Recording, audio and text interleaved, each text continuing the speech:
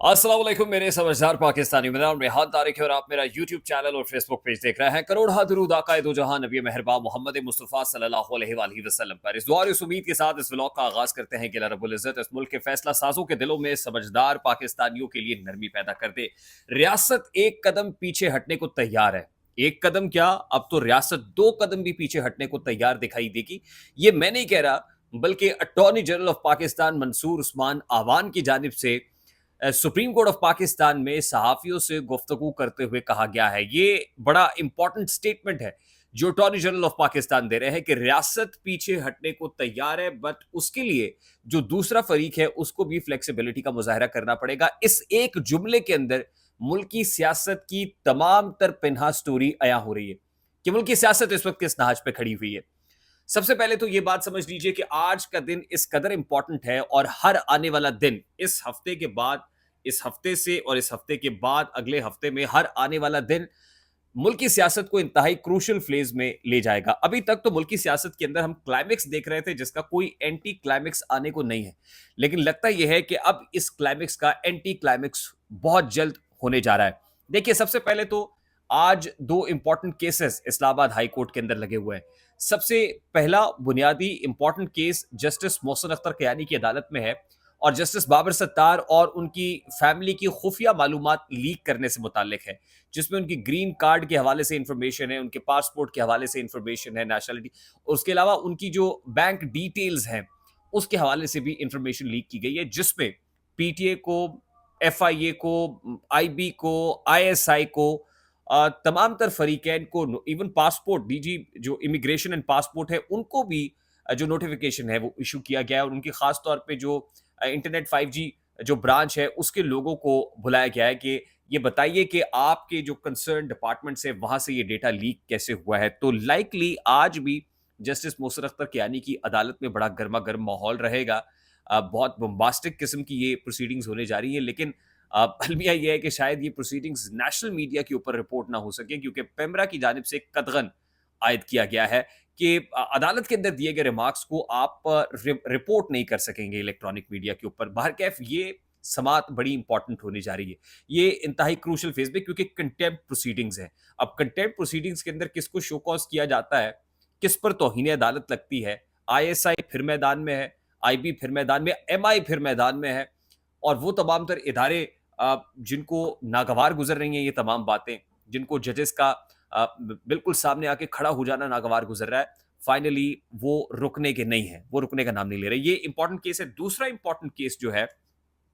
वो cipher case है, और साइफर केस की समात लगता यह है कि आज चैप्टर क्लोज होने जा रहा है, क्योंकि ये मामला यानी जो जो प्रोसीडिंग्स थी वो आज कंक्लूड होंगी, जिसके बाद किसी भी वक्त अदालत अपना फैसला सुना सकती है। साइफर केस के अंदर अहम मोड़ यह है कि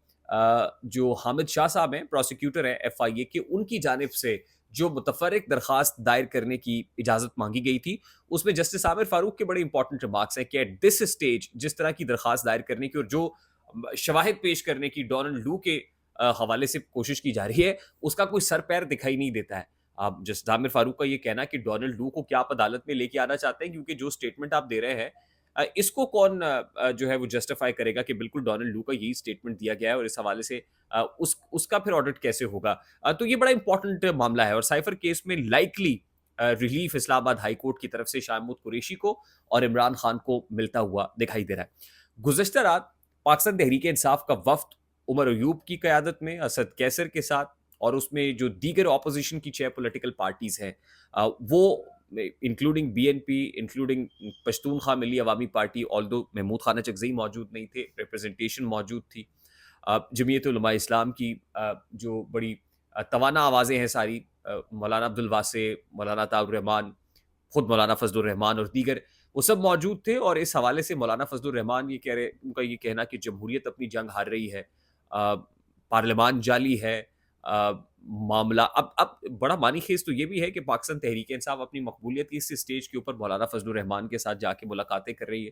मिल रही है। अब क्या ये कोई गलत स्टेप हो सकता है, या ये कोई रिवर्स लगा सकता है पाकिस्तान तहरीक इंसाफ की मकबूलियत को, क्या है? लेकिन लगता यह है कि पीटीआई एजिटेशन चाहती है, पीटीआई جو کل پریس کانفرنس دیکھنے کو ملی رؤف حسن کی عمر ایوب کی, اس کے بعد tone and tenor is very much clear. آج کا دن اس لحاظ سے بھی امپورٹنٹ ہے کہ اڈیالہ جیل میں امپورٹنٹ ملاقاتیں ہونے جا رہی ہیں, پرٹیکولرلی رؤف حسن اپنے اوپر حملے کے بعد آج پہلی بار عمران خان سے ملاقات کرنے جا رہے ہوں گے. پی ٹی آئی کی جو دیگر قیادت ہے وہ عمران خان سے ملاقات کرے گی, اور تھرسڈے کا دن ویسے بھی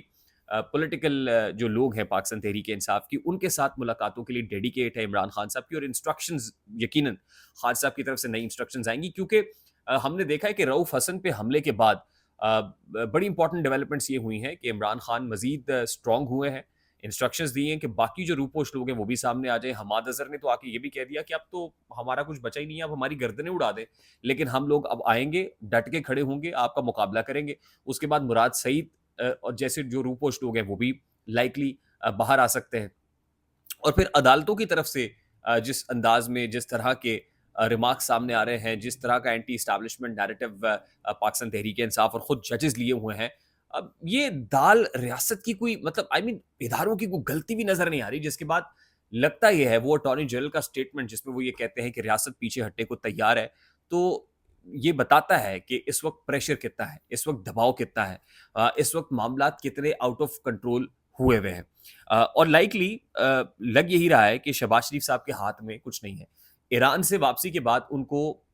آج یو اے ای پہنچنا ہے, یونائٹڈ عرب ایمریٹس جائیں گے, اور یہ بھی اس وقت جا رہے ہیں کہ جس وقت سعودی عرب ایک کولڈ شولڈر دے رہا ہے پاکستان کو, یعنی وہ جو انویسٹمنٹس بہت زیادہ ایکسپیکٹڈ تھیں وہ انویسٹمنٹس ابھی تک سعودی عربیہ کی طرف سے میچور نہیں ہوئی ہیں. اب سعودی عربیہ تو کوئی ایسی ہم ہی نہیں بھر رہا ہے, نہ ہی ہاتھ پکڑا رہا ہے, دیکھنا یہ ہے کہ کیا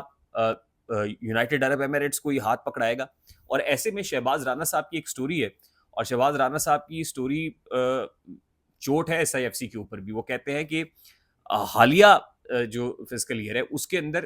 پاکستان کی ہسٹری کی 50 سالوں میں سب سے کم انویسٹمنٹ آئی ہے. ایک طرف تو آپ نے اسپیشل انویسٹمنٹ فیسیلیٹیشن کاؤنسل قائم کی اس لیے کہ ملک میں بڑی بڑی انویسٹمنٹس آئیں گی, اور اس پلیٹ فارم کے ذریعے سے ملک میں انویسٹمنٹس کا راستہ, ایف ڈی آئیز کا راستہ کھلے گا, لیکن 50 سالوں کی کم ترین انویسٹمنٹ اس سال میں آئی ہے. تو